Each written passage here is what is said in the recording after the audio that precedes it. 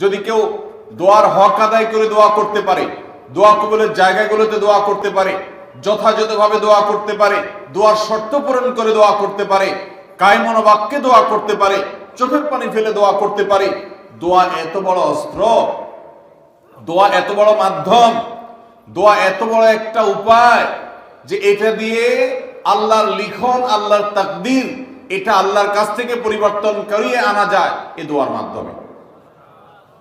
অথচ এই দোয়াও আমরা বেশি মানুষ করতে পারি না। আমরা হুজুরদের দিকে চায় থাকি যে হুজুরদের সাথে আমরা শুধু আমিন আমিন বলবো, নিজেরা আল্লাহর কাছে দোয়া করবো এটা আমরা জানি না। অথচ আল্লাহ বলেছেন উদউনি আস্তাজিব লাকুম, তোমরা আমার কাছে দোয়া করো, আমি তোমাদের দোয়া কবুল করব। অতএব ভাইরা আমার, আমরা আল্লাহ রাব্বুল আলামিনের কাছে আমাদের ভাগ্যে যেন ভালো কিছু লেখা হয়, সেজন্য আল্লাহর কাছে বেশি বেশি করে দোয়া করব।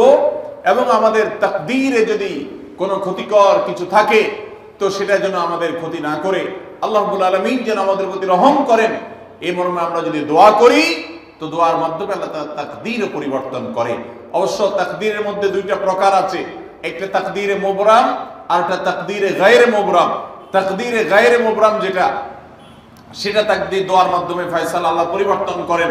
মুবরাম যেটা পরিবর্তন করেন না, অর্থাৎ যেটা চূড়ান্ত করেছেন আল্লাহ তাআলা আগে থেকে, সেটা পরিবর্তন করেন না। তবে বান্দার হায়াতের ক্ষেত্রে কোন কোন হাদিস থেকে জানা যায় আল্লাহ রাব্বুল আলামিন কোন নেক আমলের ফলে দোয়ার মাধ্যমে আল্লাহ রাব্বুল আলামিন অনেক সময় সেটাতে পরিবর্তন করেন এবং সেটাতে বারাকা দান করেন।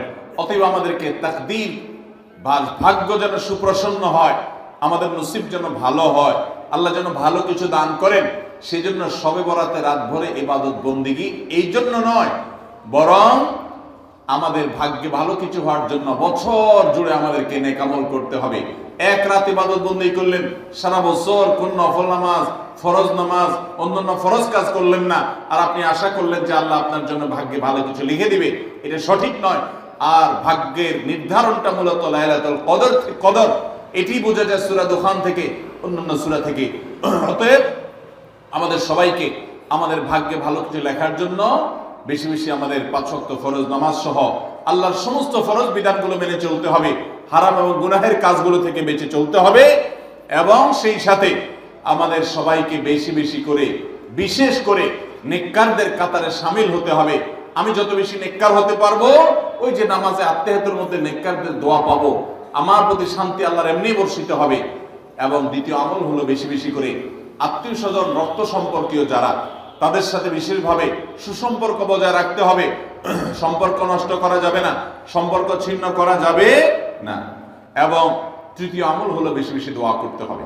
এই তিনও আমল যখন আমরা একযোগে চালাবো, একদিক থেকে সাধারণ সব নেক আমল করব, বিশেষভাবে আমি আত্মীয় স্বজনের সাথে সম্পর্ক বজায় রাখার চেষ্টা করব, এবং আল্লাহর কাছে দোয়ার আমলটা বেশি বেশি করব, বরকত নাজিল হওয়ার মতো কাজগুলো বেশি বেশি করব, ইনশাআল্লাহ আল্লাহ রাব্বুল আলামিন আমার নসিবে ভালো কিছু দিবেন এবং মন্দ কিছু থেকে আমাকে বাঁচাবেন।